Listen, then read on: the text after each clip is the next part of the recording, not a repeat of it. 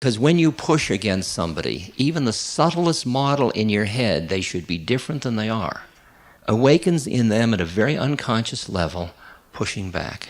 A resistance, a subtle paranoia. And I have noticed in my human relationships that as I want less and less from each individual, there is much less paranoia in them at a deep level, and they are much more available immediately. And the interesting thing is, what does it mean to be a safe space for another human being?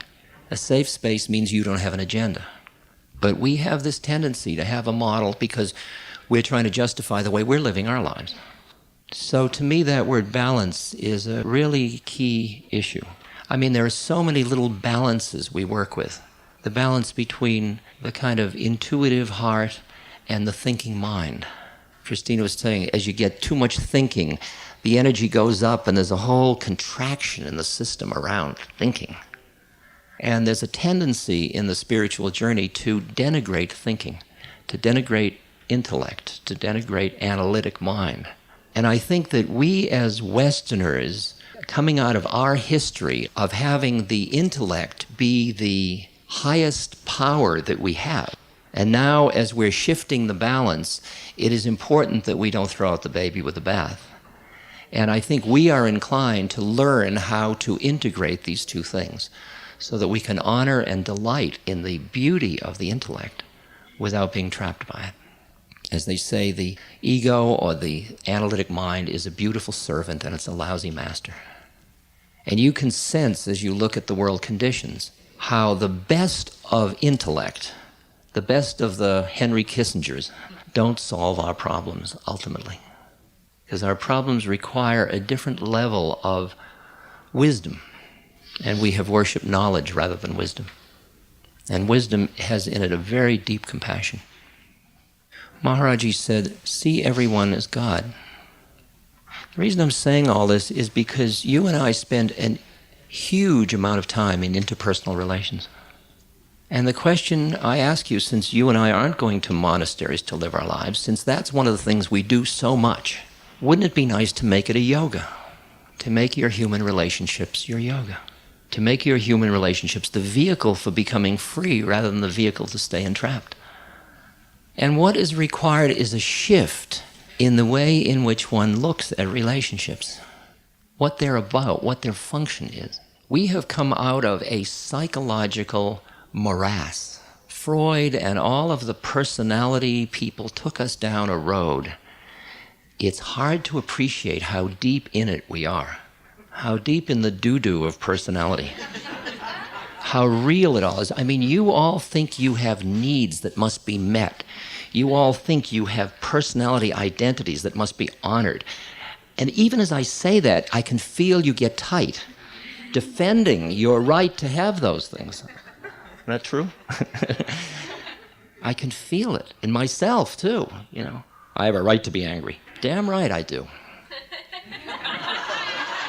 We'll wait, you know, there's no rush. When you finish that trip, we'll still be here. Because awareness isn't in time. It's just here. You want to enjoy your neurosis? Enjoy. Enjoy. Have more. Have another helping. Really climb in. We have gotten so thick in it, and so you're either getting into it through abuse of this or that, or you spend the rest of your life getting out of it, which is all giving it, that plane of reality, so much juice. And you look at your relationships from the point of view of your separateness. How will you fulfill my needs? I'll be who you need me to be if you'll be who I need you to be. Now, that kind of symbiosis, that's all fine if you don't get trapped in it. But if you get trapped in it, it's a nightmare. It's a nightmare rooted in your sense of separateness. It's like feeding the illusion of the separateness, which is the root cause of the pain. So if the game is to be happy, the question is whether fulfilling your needs makes you happy, and whether fulfilling your needs makes you any happier than not fulfilling your needs. It's an interesting one. It does for the moment, there's no doubt about it. But if you notice that when you live on the realm of needs, the minute one is done, another one appears. You have a hierarchy of needs. So like a motivational hierarchy. I need food. Now I need ice cream. Now I need television. Now I need a cold drink. Now I need some popcorn. Now I need to go to bed. If you notice that, you just go from one need to another, and each one is, and then, and then, and then, It's extraordinary. It's extraordinary. Now, these are all going on all the time. We all have needs and desires. We all have all the stuff. But just like I'm not going around being a bald man, I am bald, relatively speaking.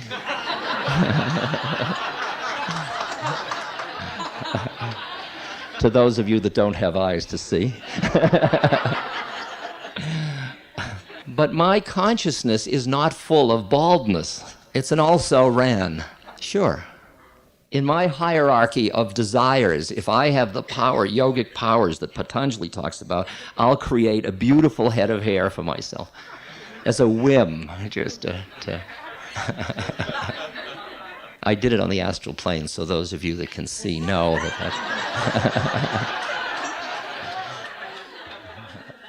And if you see the way in which people get encrusted in their personalities, you can look at somebody and the way they stand, the way they dress, the muscles of their face, the redundancy is staggering of a person saying, this is who I am. This is who, they're basically saying, this is who I think I am. This is who I think I am. This is who I think I am. So you see helpless people going down, this is who I think I am. This is who I think I am. Then you see bankers, this is who I think I am. This is who I think I am.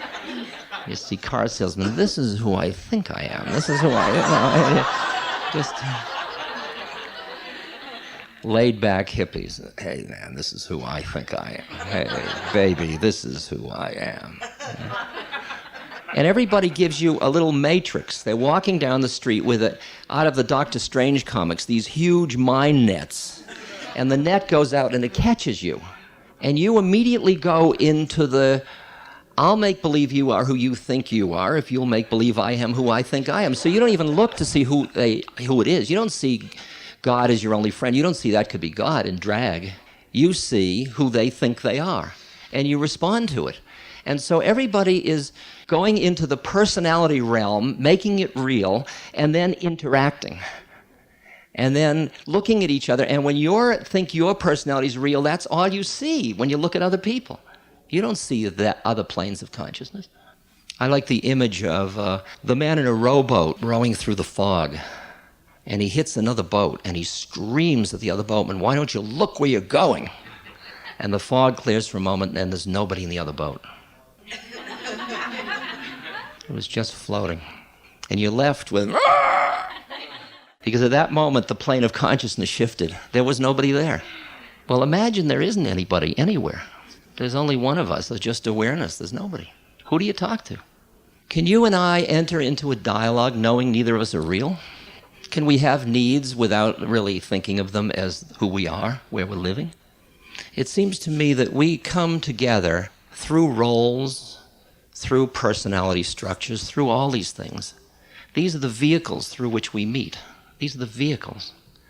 The identification with the vehicle becomes a tremendous trap. And part of the yoga of relationship is to meet through the vehicle of all that stuff, but recognize that through the process of relationship, my relationship with you, let's find our way out of being trapped by that together.